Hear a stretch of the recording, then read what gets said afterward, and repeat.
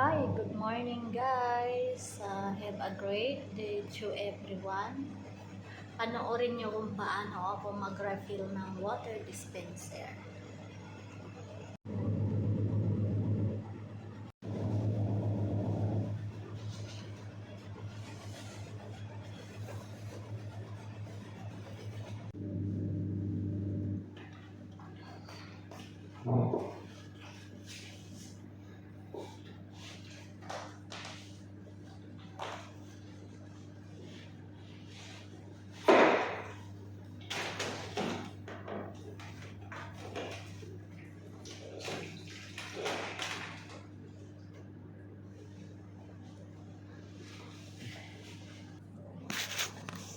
Ganon ako maglagay ng tubig guys.